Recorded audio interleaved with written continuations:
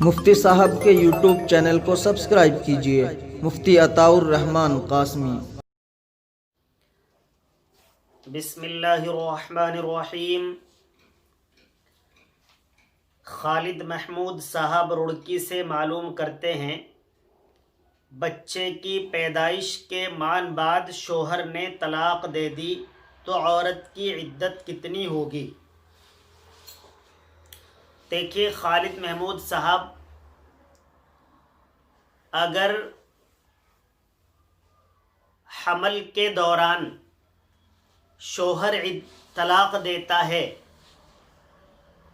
تو عدت وضع حمل ہے، چاہے 4 مہینے کے بعد بچہ پیدا ہو یا 40 منٹ کے بعد بچہ پیدا ہو، بچے کی پیدائش ہوتے ہی عدت ختم ہو جائے گی۔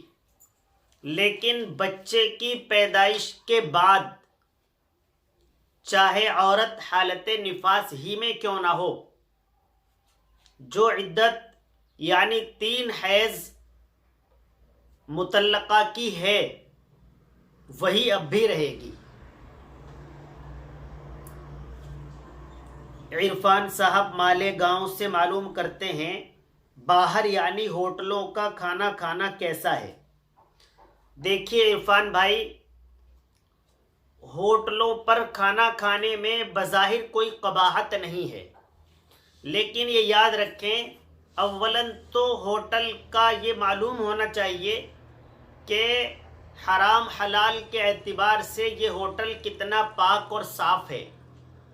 دوسری بات، بلا ضرورت ہوٹلوں پر کھانا کھانا غیر مناسب ہے، علماء بزرگان دین کے طریقے کے خلاف ہے۔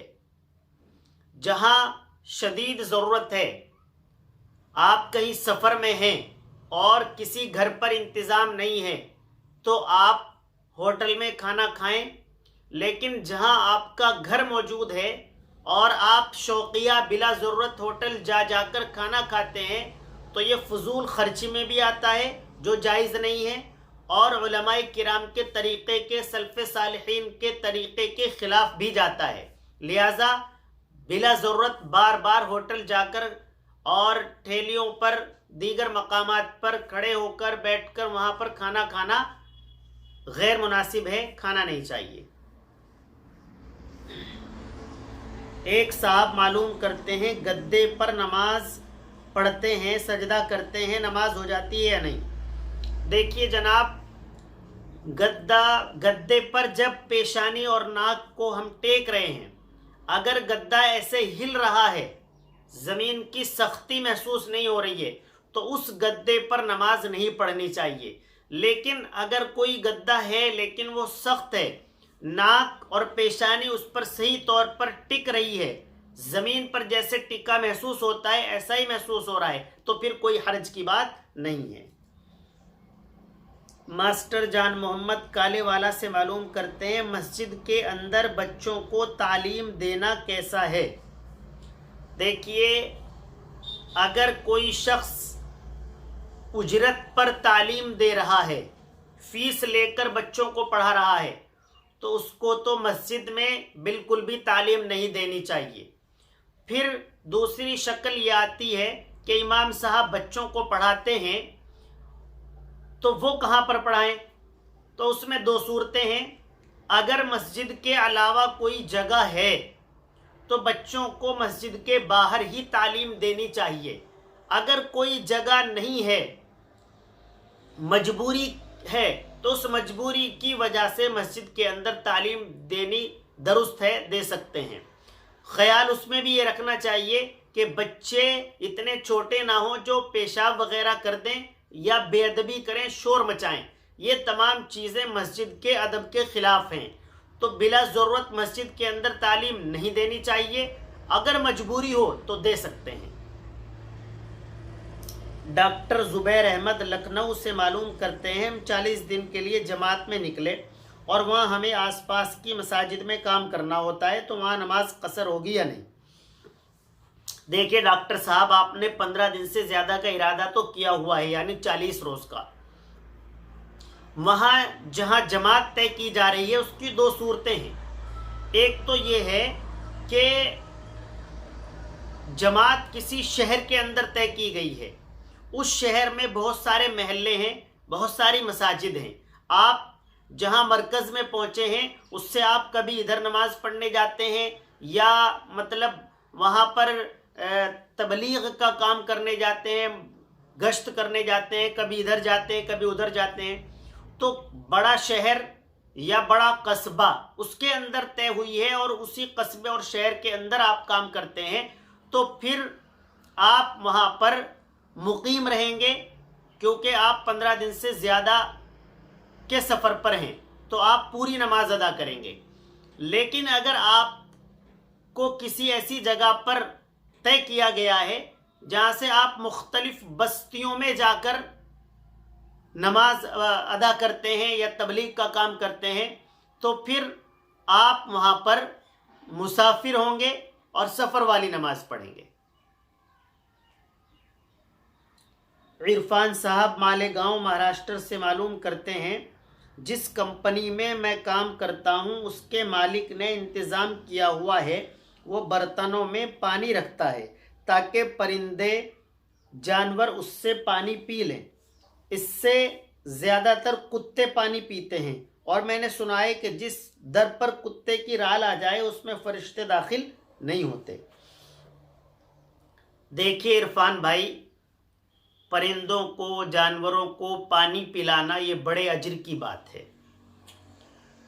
رہی بات کتے کی، کتا بھی اس برتن سے پانی پی لیتا ہے تو اس میں کوئی حرج نہیں ہے، کیونکہ احادیث مبارکہ میں کتے کی رال جس در پر ہو وہاں فرشتے نہیں آتے اس طرح کا نہیں ہے، بلکہ جس شخص نے شوقیہ کتا پالا ہوا ہے، حدیث پاک کے اندر ہے جس گھر میں کتا ہے اور تصویر ٹنگی ہوئی ہے تو اس گھر میں فرشتے داخل نہیں ہوتے ہیں، فرشتوں کو ان سے تکلیف رہتی ہے.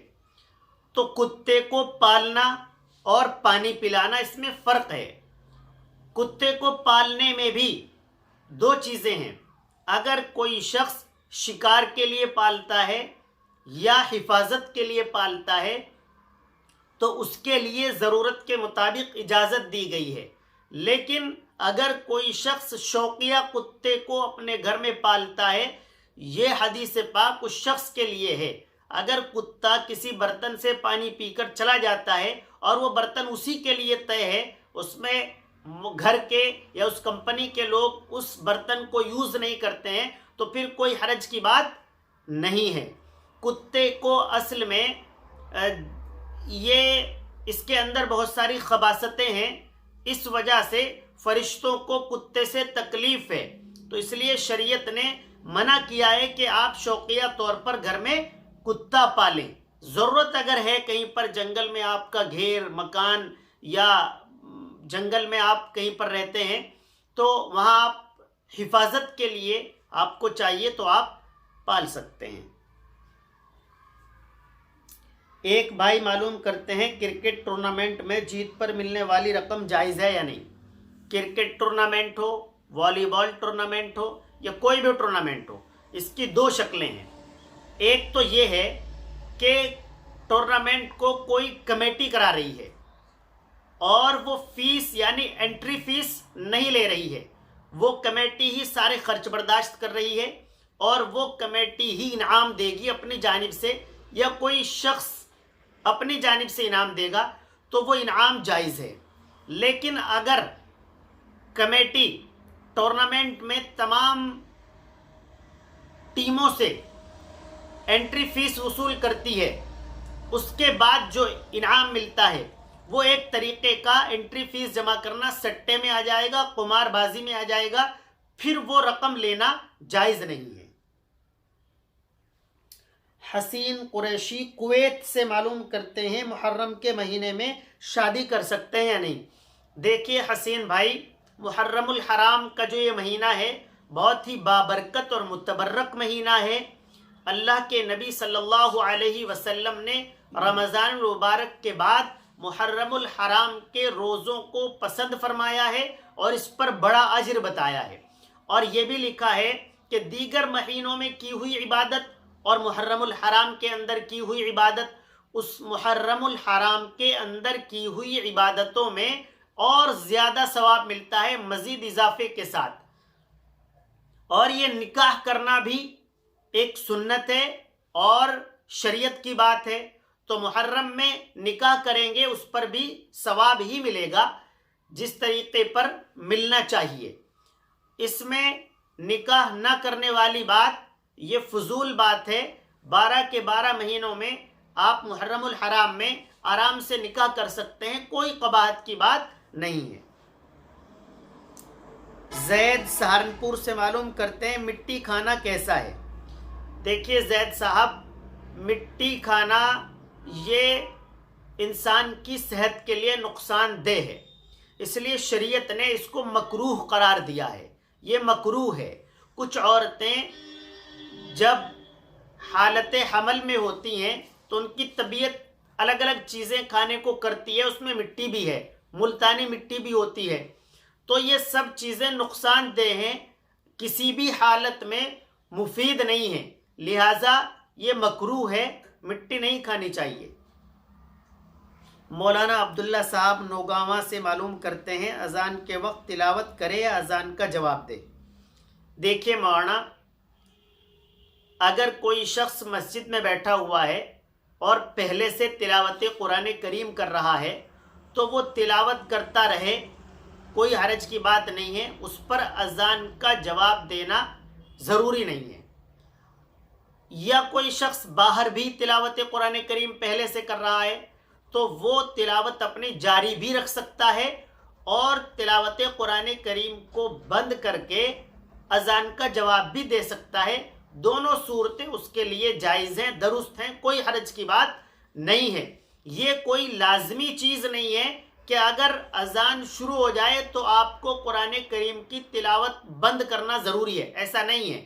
آپ کی مرضی ہے، آپ تلاوت قرآن کریم کو جاری بھی رکھ سکتے ہیں اور تلاوت قرآن کریم کو موقوف کر کے اذان کا جواب دے کر اس کے بعد بھی تلاوت قرآن کریم شروع کر سکتے ہیں۔ حضرات سامعین کرام، آپ اپنے مسائل ہمارے واٹس ایپ پر بھیج دیں، آڈیو میں، ویڈیو میں یا لکھ کر کسی بھی لینگویج میں ہمارے نمبر پر ارسال کر دیں، تو بہت جلد انشاءاللہ 2-3 روز میں آپ کے سوال کا جواب دے دیا جائے گا۔ آپ فیس بک کمنٹ باکس میں بھی سوال لکھ سکتے ہیں، یوٹیوب کمنٹ باکس میں بھی سوال لکھ سکتے ہیں۔ ناظرین کرام، سیرت النبی ایک اہم موضوع ہے۔ نبی کریم صلی اللہ علیہ وسلم سے محبت ہمارا فریضہ ہے۔ اللہ کے نبی کا فرمان ہے کہ جس شخص کے نزدیک میری محبت اس کے والدین اور اس کی اولاد سے زیادہ نہ ہو جائے تو وہ کامل مسلمان نہیں ہو سکتا، اور جس شخص سے ہمیں محبت ہوتی ہے تو ہمیں اس کے گھر اور اس کے کام، اس کی ذات، ہر تعلق سے پوری معلومات ہمیں حاصل ہوتی ہے۔ لیکن ہم سرکار دو عالم کی محبت کا دعویٰ کرتے ہیں، لیکن ہمیں نبی کریم صلی اللہ علیہ وسلم کے تعلق سے معلومات بہت کم ہیں۔ تو جہاں تک میری آواز پہنچ رہی ہے، میں اپنے تمام سامعین سے اپیل کروں گا کہ نبی کریم کی سیرت سے اپنے آپ کو بہت زیادہ قریب تر کیا جائے اور زیادہ سے زیادہ معلومات حاصل کی جائیں۔